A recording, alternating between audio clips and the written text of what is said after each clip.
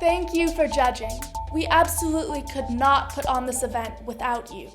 This video will go over some basic rules and guidelines for judging, as well as review some specific events. All rounds of the National Qualifying Tournament have multiple judges. Please wait for all judges to arrive before starting. Let's get started. Extemporaneous speaking. In extemp, contestants are given a current events question. They then have 30 minutes to prepare a speech to answer that question. Competitors can utilize a variety of sources, including newspapers, magazines, and books to support their answer. You should evaluate contestants on how well they answer the question, the depth and completeness of their analysis, and the utilization of sources to support their answer and analysis. You may also judge contestants on the traditional mechanics of speech, like poise, eye contact, quality of voice, and hand gestures. You should not mark a contestant down because you disagree with their answer or their political view, but rather evaluate fairly how well they answered the question and articulated their analysis to you. This speech is about 7 minutes long. Before speaking, the speaker must give you the paper copy of the topic they will speak on. We recommend that you also write the topic on the comment sheet for each individual competitor. Contestants may use a note card while speaking, but must submit that card to you at the conclusion of their speech with their code number clearly written on the card. You should turn the topic slip as well as any cards used in with your ballot. Interpretation. There are 4 interpretation events: humorous, dramatic, duo, and program. In the humorous and dramatic interpretation events, a speaker takes a piece of literature and explores a theme by presenting sections taken from drama, prose, or poetry, including song lyrics. The material may be memorized, read, or extemporized. Competitors should not be marked down for utilizing a manuscript. Contestants are allowed gestures, movement, and singing. You should judge on how compelling or enjoyable the performance is and how well it is performed. Obviously, humorous interp should have comedic elements, where dramatic should focus on more serious themes. Duo interp is a similar concept, except you have 2 contestants giving a performance together. Duos can be humorous or serious.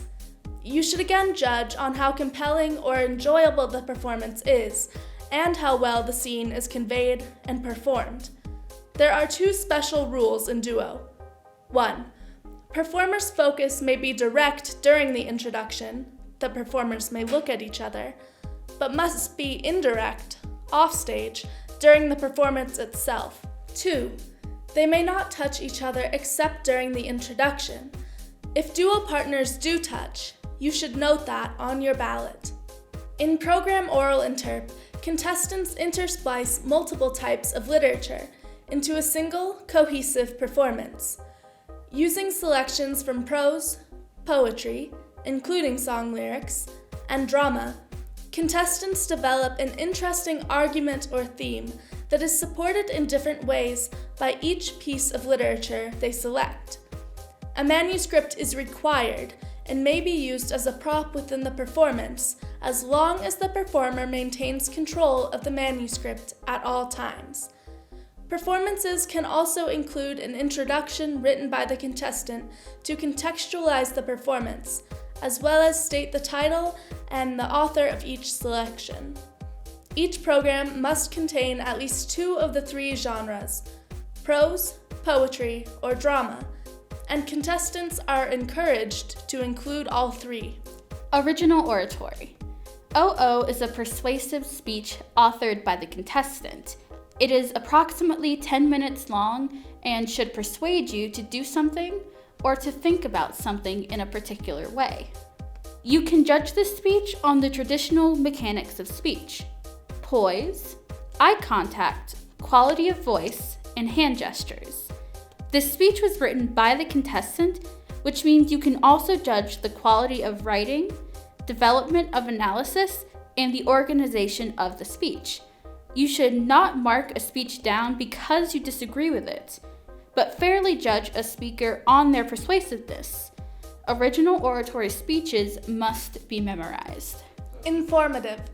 This speech is about 10 minutes long and written by the contestant.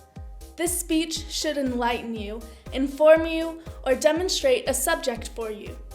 Informative also adds the fun element of visual aids.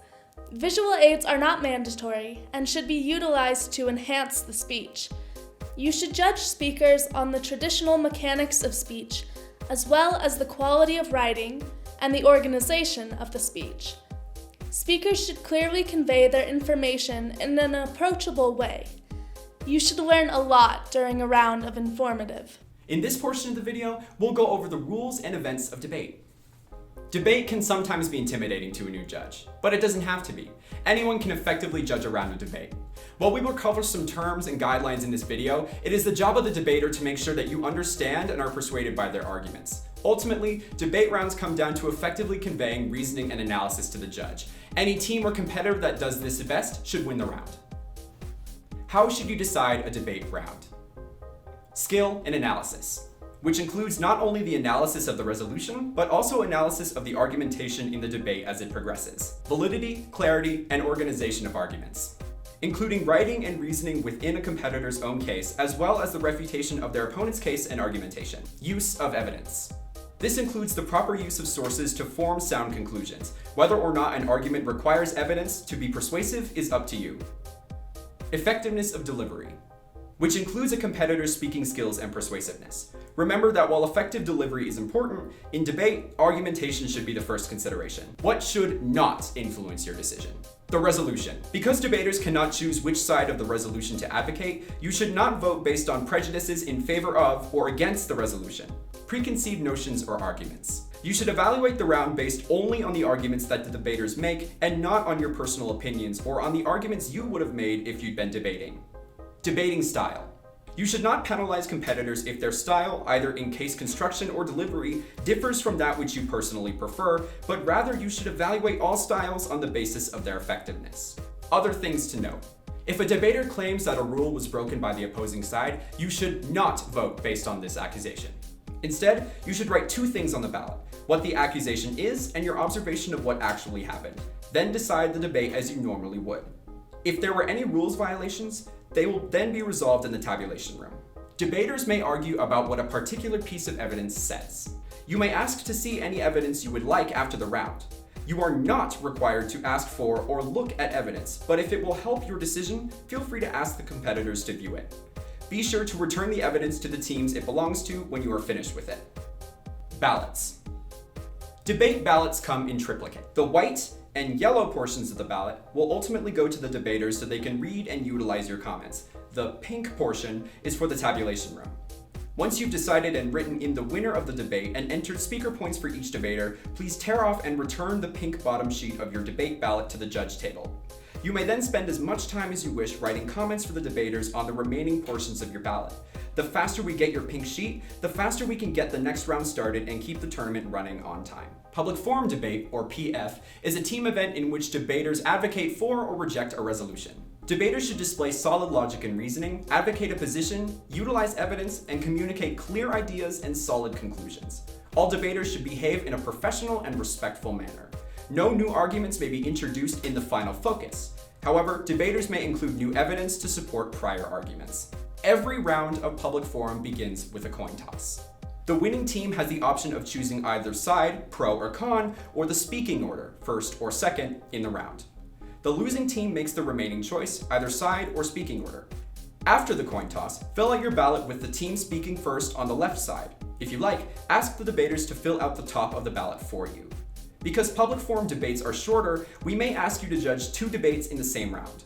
You will receive two ballots.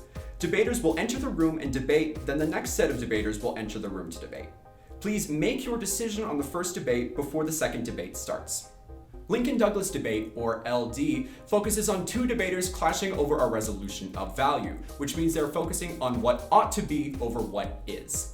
Each debater has the burden to prove his or her side of the resolution more valid as a general principle. The affirmative debater should present a case in favor of the resolution, give definitions of any terms, and provide a value and criterion for judging whether or not a world in which the resolution is true would be preferable. Values are ideals held by individuals, societies, governments, etc., which serve as the highest goals to be considered or achieved. Those values could include concepts like liberty, freedom, or safety. Debaters should provide clear definitions for their values. A criterion helps to show that the value chosen is enhanced by the position the debater takes on the resolution. The negative is free to develop any type of case or no case at all, but must clash with the affirmative and meet the issues stated in the resolution. The better debater is the one who, on the whole, proves his or her side of the resolution more valid as a general principle. Students are encouraged to research topic-specific literature and applicable works of philosophy. LD debates are shorter, so we may ask you to judge 2 debates in the same round. You will receive 2 ballots. Debaters will enter the room and debate, then the next set of debaters will enter the room to debate.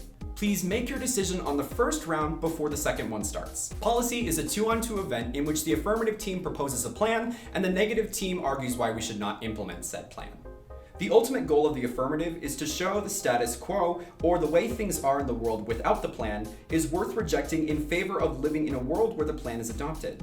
The affirmative does not have to demonstrate that the plan would pass in the real world, only that it should. In many circumstances, teams will address the stock issues of a case: harms, inherency, topicality, and solvency. Harms are something bad in the status quo. The affirmative needs to prove that there are real harms in order to justify implementation of their plan. Without harms, there is no reason to act. Inherency explains the barrier that prevents plan from being enacted.